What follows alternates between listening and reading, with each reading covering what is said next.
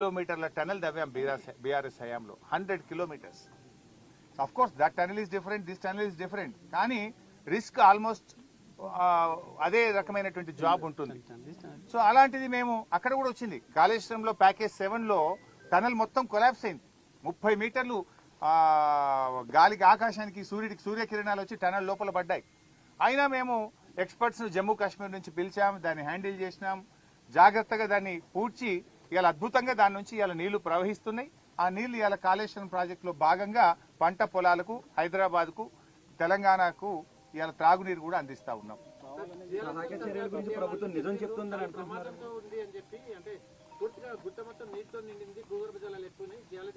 బైసాబ్ మేము ఇప్పుడు అక్కడ మాట్లాడినాం, ఎంత సీపేజ్ ఉందని అడిగితే 5,000 క్యూసెక్కులు ఉందన్నారు.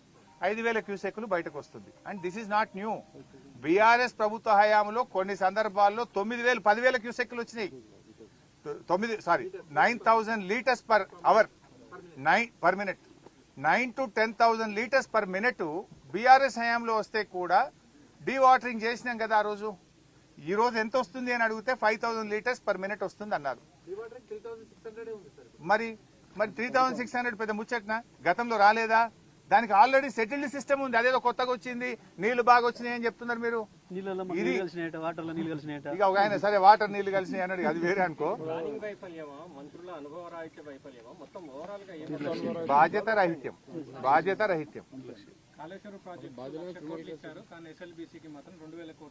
ఇప్పుడు చెప్పాను కదా బ్రదర్, వినలేదా మీరు?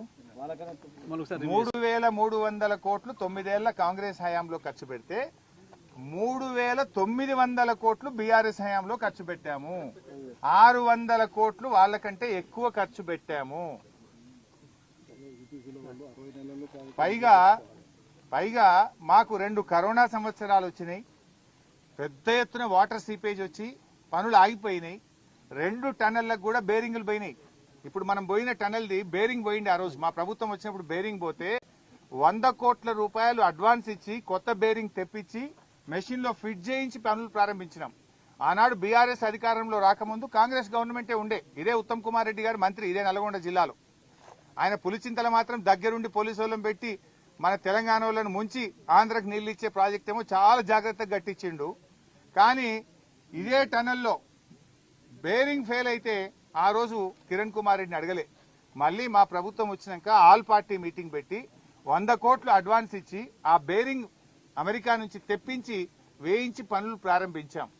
ద అదర్ సైడ్ కూడా అక్కడ కూడా బేరింగ్ ఫెయిల్ అయితే దానికి కూడా 100 కోట్ల రూపాయలు అడ్వాన్స్ ఇచ్చి ఆ బేరింగ్ కూడా తెప్పించి పనులు చేయించాం. అంటే మేము ఎంత సిన్సియర్ గా ఉన్నామని. నిజంగా మేము పక్కన పెట్టే అఖిలపక్షం పిలిచినాం. జానారెడ్డి గారు ఆ రోజు ఎల్ఓపి నాయకుడిగా అఖిలపక్షం మీటింగ్ కు అసెంబ్లీలో హాజరైంది.